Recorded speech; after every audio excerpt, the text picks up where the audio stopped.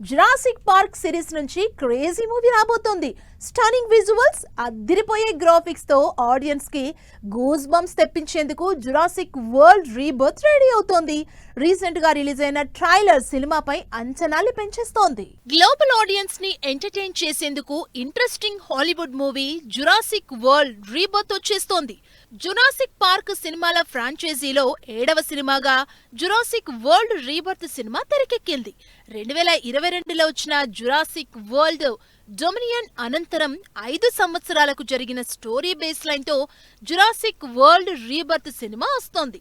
ఈ మంగళవారం విడుదలైన ట్రైలర్ సినిమాపై ఎక్స్పెక్టేషన్స్ పెంచేస్తోంది. జురాసిక్ వరల్డ్ రీబర్త్ సినిమా టైటిల్లోనే స్టోరీపై హింట్ ఇచ్చారు డైరెక్టర్ గారెత్ ఎడ్వర్డ్స్.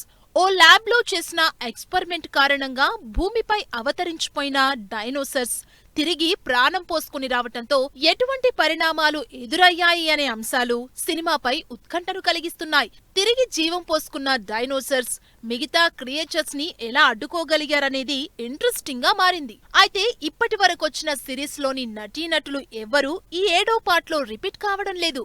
ఇది కంప్లీట్ గా మరో నయా ఫ్రాంచైజీకి జురాసిక్ వరల్డ్ రీబర్త్ కొత్త స్టార్టింగ్ అనే ప్రచారం జరుగుతోంది. జురాసిక్ ఫ్రాంచైజీలో వచ్చిన 6 సినిమాలు గ్లోబల్ బాక్స్ ఆఫీస్ దగ్గర భారీ కలెక్షన్స్ రాబట్టాయి. Jurassic Park, the lost Jurassic World సినిమాల్ని స్టీవెన్ స్పిల్బర్గ్ డైరెక్ట్ చేయగా 2001లో జురాసిక్ పార్క్ 3 సినిమాని జో జాన్స్టన్ డైరెక్ట్ చేశారు.